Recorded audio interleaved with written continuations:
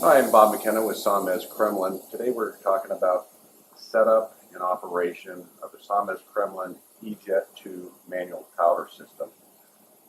When you first get your system, there will be some assembly required. For example, the cart comes in two pieces. You'll have to put the top part of the cart into the lower part and insert and tighten these two nuts and bolts. You'll also need to install a fitting for your quick connect for your main air supply. The connecting hoses will need to be installed. They're color coded and they're different sizes. These are spelled out in the operator's manual, the correct placement of each hose. The controller will need to be mounted to the cart assembly, and you'll also need to connect your power cord to your gun. Take note that it has a pin system. You don't want to force the connection. There's a little tab that aligns with the female side. You also have an arrow indicator on top to give you a reference point for connecting that. Once it's in place, it clicks in and locks into place. The power cord also comes separately, and it just simply gets pushed right in. The ground wire needs to be connected. In an ideal scenario, you'd have a separate ground point for your part and for the unit. For our quick demonstration, we're connecting them to potentially common ground, but that's not your normal procedure. An ideal ground for your part would be a true earth ground, which is a rod driven into the earth to get the very possible ground you can. It's really important. The better the ground you have, the better wrap and attraction you're going to have to the part. So very critical to have a good ground on your part. Our power is 110 power.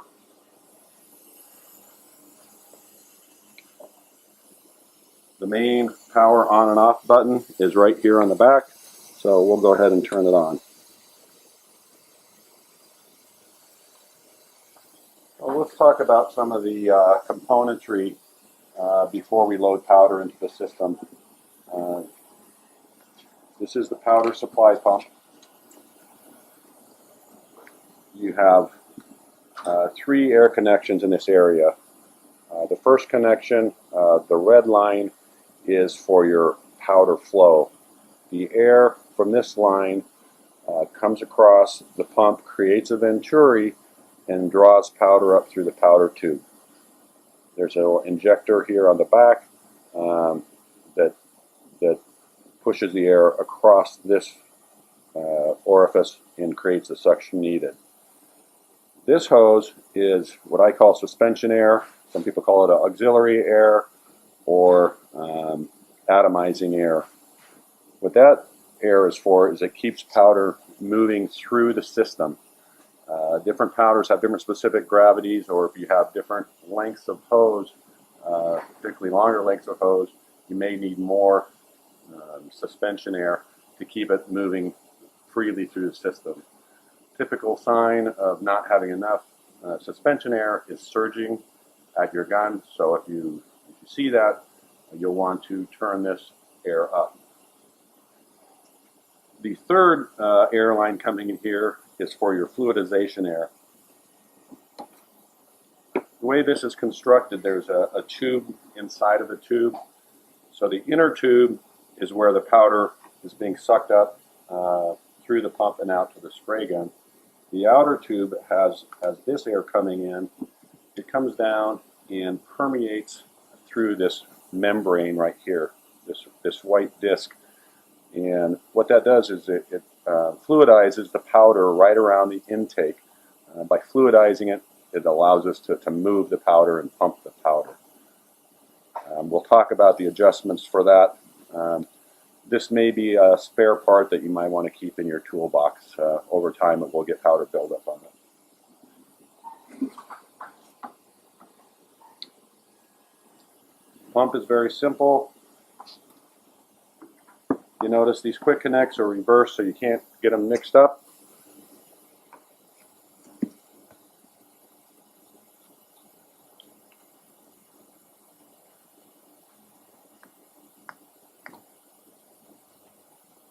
Everything is hand tight. Another toolbox spare part you may want to consider keeping on the shelf is the pump insert. This is a wear item. It should be completely round.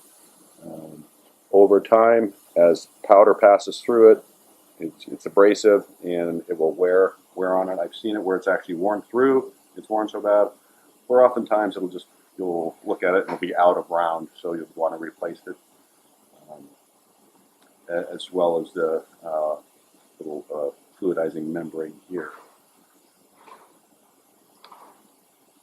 This pump is just a friction fit. No tools required. Just push it on and it falls into place.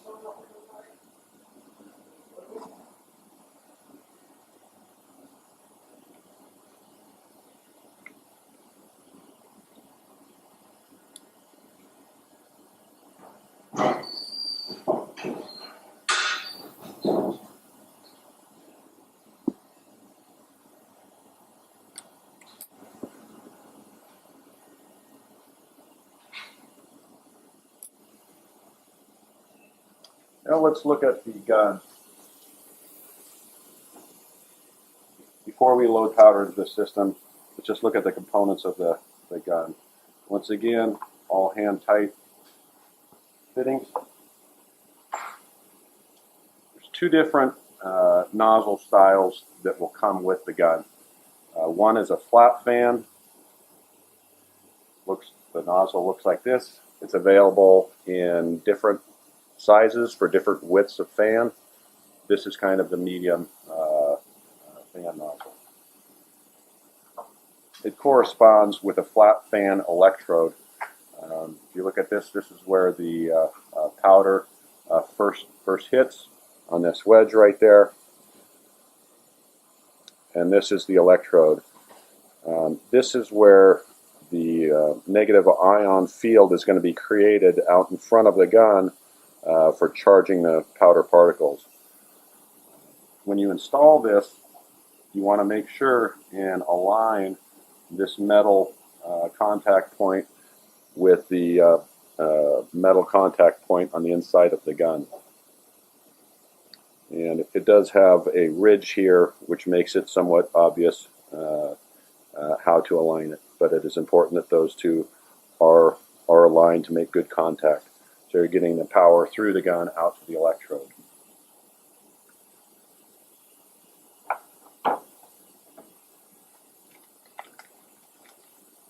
The other style nozzle that comes with the gun is a round style. The round deflectors are available in a range of different sizes.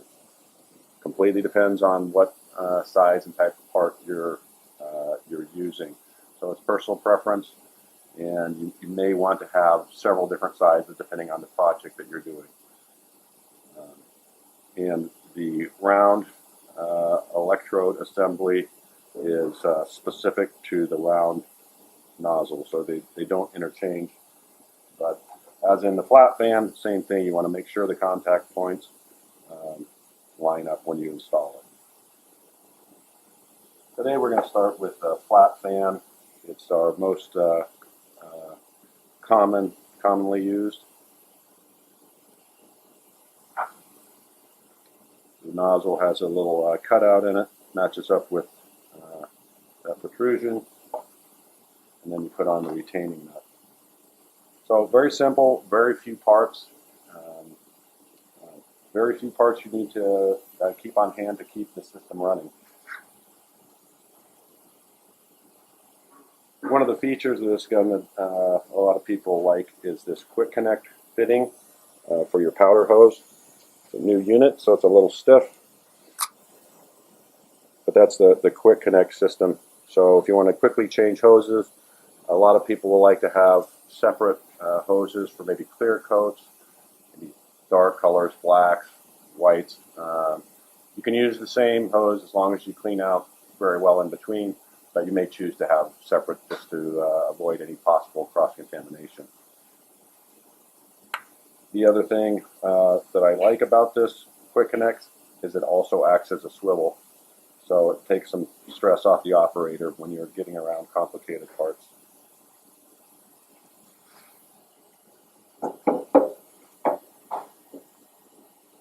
So let's get started. Actually, let's review the control panel functions first before we load our powder.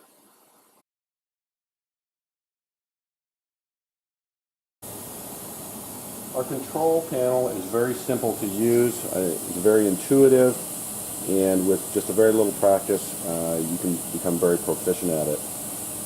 This screen here is our main production screen. If you look at this symbol, this is showing us the amount of powder that we're going to send out to the powder gun. This can be adjusted either here or also at the spray gun. We'll show you that in a minute. Other information that's here is telling us we're on the round setting. There's 4 presets on our system that come with factory recommended settings depending upon what nozzle and what kind of job you're doing. Also, if you notice on here this little hand symbol, this tells me that the unit has been manually adjusted from the standard factory presets. Right now it's set up to put out 30 kV and 25 microamps. And then last thing on this screen shows the actual output when you're spraying. If you once you pull the trigger on the gun, it'll give you an actual reading of output. So that's the main production screen. On the next screen, we have our suspension air. Remember we talked about this air line here, and that's the air that keeps the powder moving through the powder line. I usually recommend starting somewhere in the middle, and then if you see any surging with the powder, you may choose to turn this up. But I found somewhere in the middle is a good starting point for most powders. Once again, we're on the round setting currently. We can change to our factory preset for flat fan. We can change to a recoat setting or to a metallic setting. This feature can also be done right at the gun. On the next screen, we've got what those presets are. So we feel that a good starting point, in this case for a metallic, 40 kV and 110 microamps would be a really good set point. You can change these settings. You can go up and down if you're not getting the results you want. But generally speaking, we find these factory presets cover 90% of the applications you'll run into.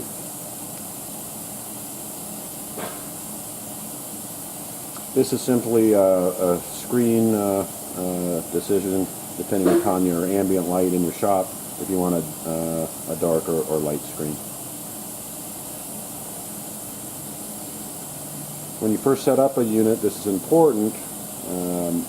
This unit's available in box feed, as we're demonstrating today, hopper feed, or in a cup gun version.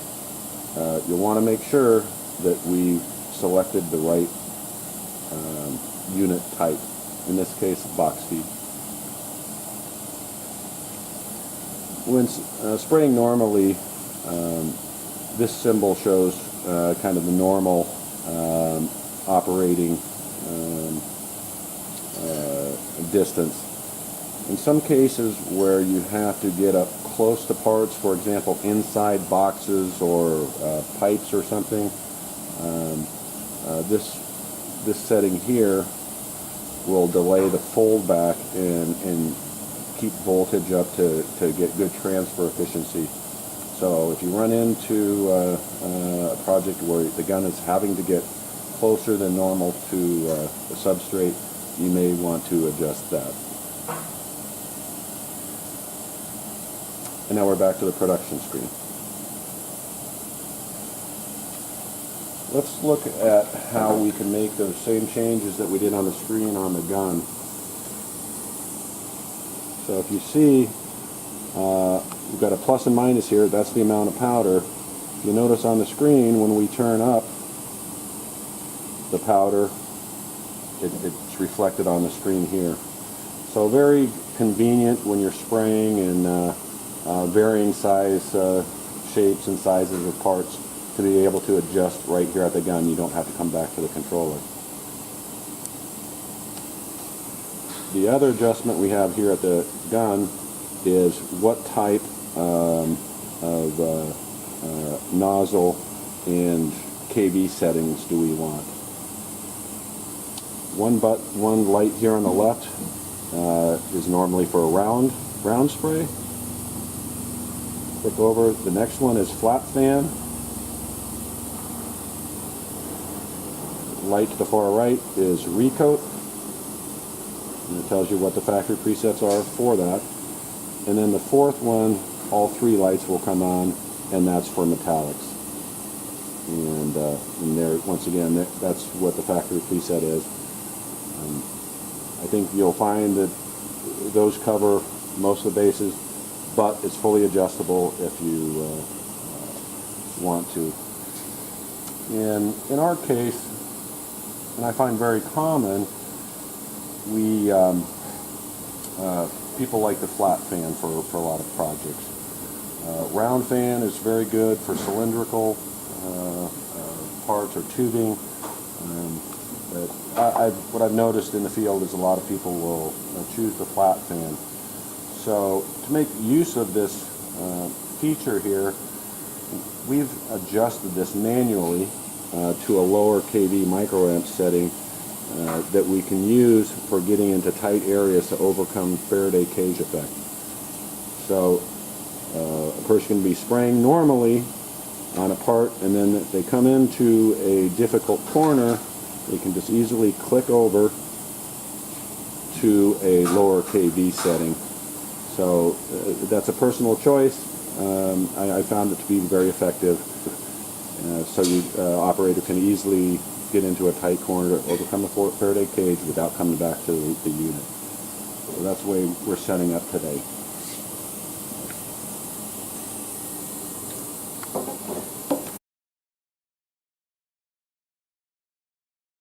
Okay, with this particular part, we're spraying a very simple shape, so we think our standard setting is going to perform just fine. So I'm putting this on our flat fan setting to correspond with the nozzle that we're using, and then amount of powder flow is personal preference. So you can just dial it in depending upon how fast you want to go, what the substrate is. So I usually start down low and kind of take a look at the spray pattern.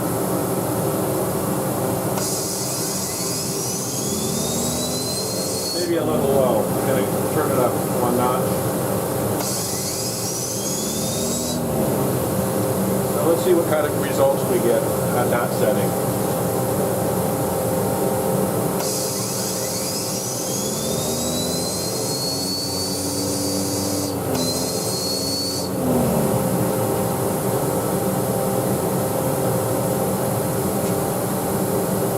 Let's examine how good our wrap was on the part.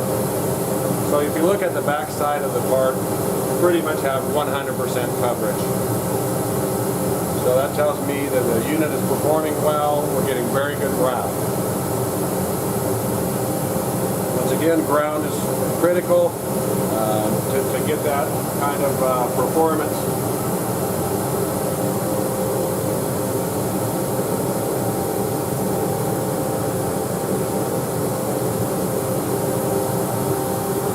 try a more complex shape.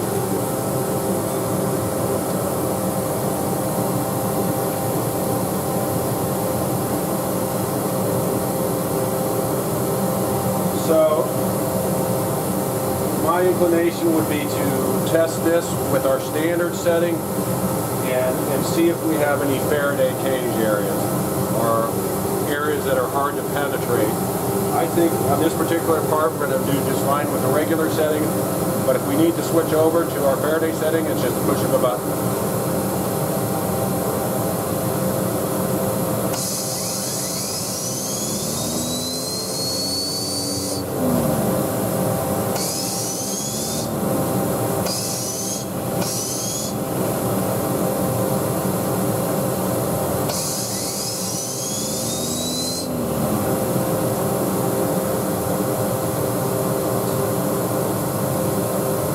Looking at this part, it looks pretty good in the corner. I see one small light area, so I'm going to reinforce it and switch over to what we programmed in as our Faraday setting. See if I can get a little bit better in this corner here, and then these spots right here.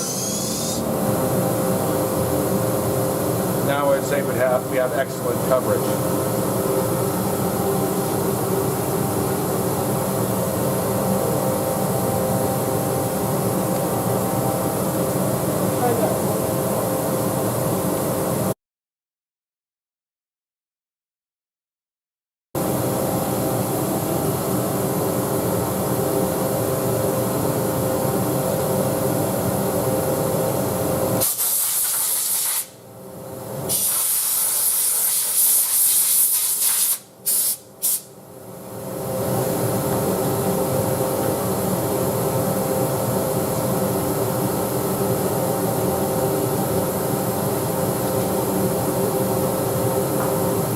Now let's try a more complex part. You can see we have a lot of ribs and different hidden areas. I'm going to try our normal or flat fan setting first and see what kind of results we get, because we can always come back and reinforce this with our Faraday cage setting.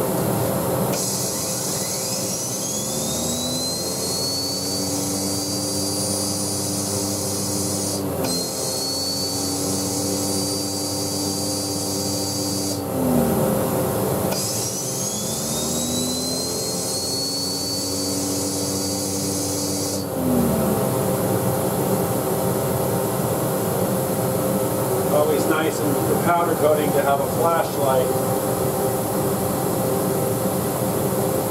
I see some light areas down here, over here. Seems to be doing fine in this area. So let's reinforce this part by changing over to our Faraday setting.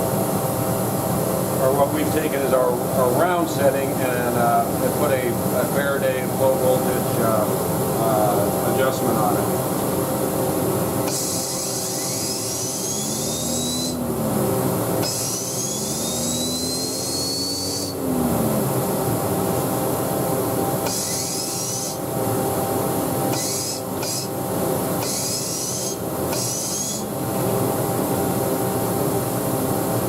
So now with just one slight adjustment, we've been able to get those tough to get areas.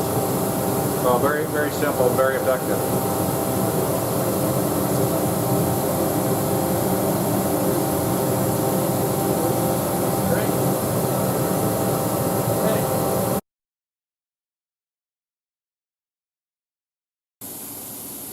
Okay, now we're going to go over cleanup and color change procedure for the box feed unit. First, remove your powder tube. Disconnect your air hoses here, and the outside of the tube will need to be blown off.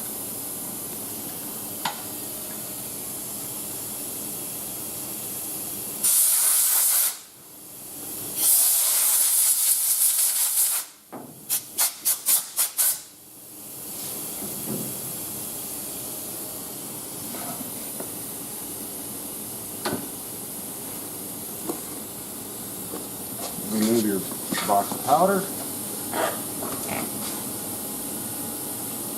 And you will see that it exposes this plunger apparatus. That is used for purging all the way through the system, so full shop air will be pushed through the powder tube, through the powder pump, and through the gun.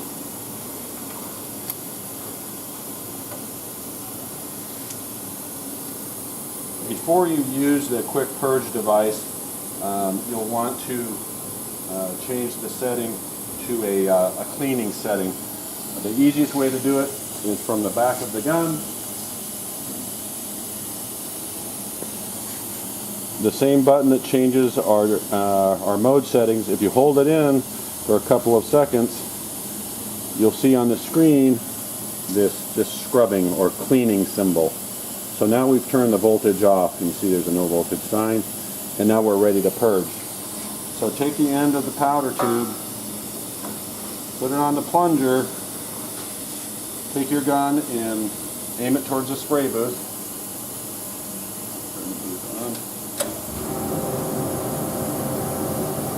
And give it some rapid plunges, sending air through the tube, the hose, the pump, the gun.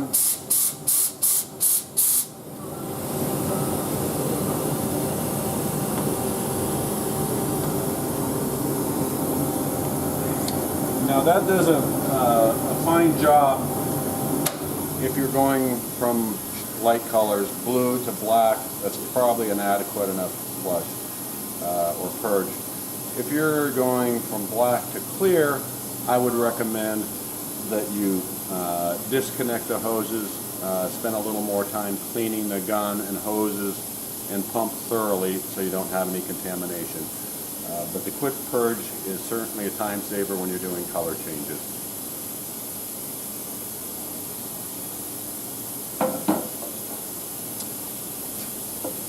Go back into production, push this button, and you're back into the production screen.